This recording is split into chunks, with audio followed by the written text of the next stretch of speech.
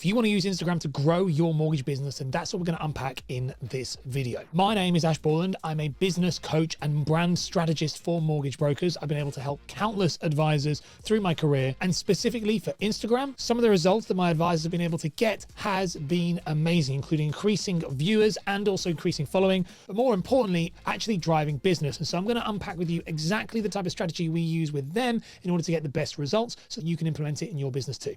Let's dive straight into it. First thing we need to unpack when it comes to Instagram is understanding your profile. So your Instagram profile is made up of a number of different areas. And so I'm going to talk you through each individual area as we go through.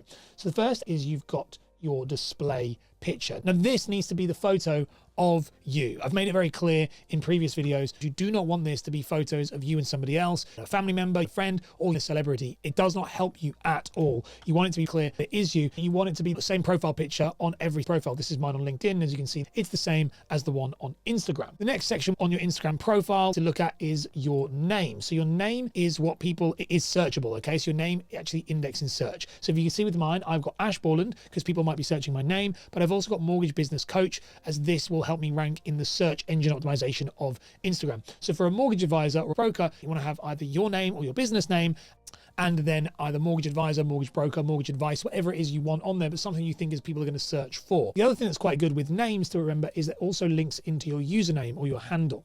And so mine here you can see is at Ash Borland. This is the thing that people will tag you in, but this name as well is also searchable. So if you are, for example, Mortgage123, it's just picking a random business name. If you're Mortgage123, you could have Mortgage123 here, your personal name here, and mortgage advice here. And this, all three of these things are searchable. So all three of these things would increase. So for the bio, I've just took a screenshot of the image so I can use it here. So if we're looking at the bio here, you're probably able to see, let me just press on the right thing here, that we broke it down into 1, 2, 3, 4 sections. Now with the bio, it's really important what you don't want to this one long sentence. For example, you'll be able to see on LinkedIn, I help mortgage advisors maximize sales, build brand, and create a balanced lifestyle through streamlined processes. This is the type of thing you want on LinkedIn because you're telling people who you help and what you help them achieve. With Instagram, however, this is a little bit different. So with Instagram, you can see here, we've actually broke it down into bullet points and it's quick glances. So if you look at the top, the first thing I've got is mortgage coach. Then I've got marketing and brand strategist. This is adding context to what I've done. Mine just says simplifying success, which is the outcome. So outcome driven, but this also could be, if you want to do it, you could have it success driven. An example could be that you're an award winner, but I'd make it more outcome driven, which would be reduce stress, save time, things like that. So your call to action, your CTA, where you want to send people at the end. You're directing them to your link down at the bottom. This is how a bio works. If I was doing one for a mortgage broker or a mortgage advisor, this is the type of thing that we would probably look at. So you might write on the first line, mortgage advisor. The second one you might write is first time buyers, home movers, remortgage. You then might on the other one say reducing stress and getting your dream home. Then that might be book a call now. And then this link here would go to your Calendly, if preferably, or it could go to your website. This is most of your profile. A couple other things to point out with your profile. You have highlights. Now highlights here are content that you can press on, just highlight stuff there. So you can see here, I've got client wins and results that go up on the screen. You can save many of these. We're going to talk about this in a second, but this is also there for you. And then you have as well on your profile, this multicolored ring, and this multicolored ring is your stories, which we're going to talk about more in content. That's how your Instagram profile works in order to optimize it to get the best results as a mortgage broker. Now let's dive into the next bit. Next, look at content. Instagram is a content platform, but what do you post as a mortgage advisor? Well, there are a number of things you can create. So for a content example, we're going to use one of my longest serving clients who generates 90% of their business on Instagram, Anish Patel. If you haven't seen Anish, you'll definitely want to follow him. He is brilliant at generating leads through Instagram specifically, and he's done everything we've already spoke about here. If we look at his profile, we've got it all optimized already. His name, we've got him linked up as a mortgage broker. His handle is Anish Patel Mortgages, which is the name of his business. He's got Get Your Mortgage Ready, clear, transparent advice, no BS, book a call, straight to the Calendly link. We've got these results, the highlights in here, which drive to different types of content. I'm going to unpack Anish's profile and explain the type of content you should be doing to drive success. So the first thing to look at is his content. So Anish heavily relies, and most of what I'd recommend many people do, is they heavily rely and lean on vertical video content. This content is also known as Reels, and you can see it there. One thing I point out with content on Instagram is, as you can see, Niche is not driving crazy massive views. We're averaging around 500 views a video. There's some outliers there with the 2000s plus, but if you actually look, we're most of the time averaging around 500 plus. Why is this important? Well, this is actually a really good sign, because what this shows is that Anish's content is hitting a core audience at the same volume of people every single time. So when you're trying to create content on Instagram, don't worry about bigger numbers. Try and look at what is your consistent view rate, because those are the people that are going to be coming time back again and again and again. And if you're hitting that within probably 100 to 200 of the same thing consistently, that's a good benchmark. That's the one you want to be looking at increasing over time if you can get it to increase. The ones where you're going to like the 3,000, 4,000, 10,000, all of those things, they are nowhere near as important, because those are more outliers. Understand that's how you want to be looking at your Instagram when it comes to generating leads as a mortgage broker. Back to Anish's content.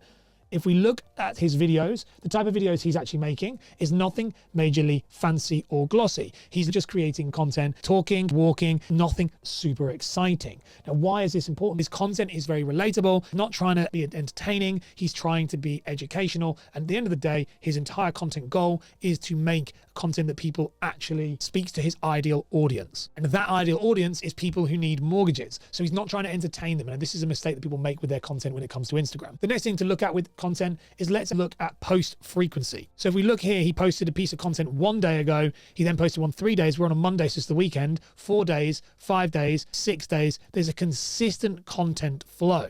You need to be posting anywhere between 5 to 7 videos per week, 1 per day. That is how often you should be posting if you want to be getting the best possible results as a broker on Instagram, because Instagram is a volume platform. But the great thing about Reels content, which is what he's posting, these short videos, is that they're getting pushed out to new people as well as existing audiences. And this is why we need to optimize the profile. When they come back to the profile, they're going to be looking at Anish's content. Once that content goes out and finds somebody new, for example, then what's going to happen is people are going to come back and they're going to check out his profile, and his profile has been optimized like we spoke about.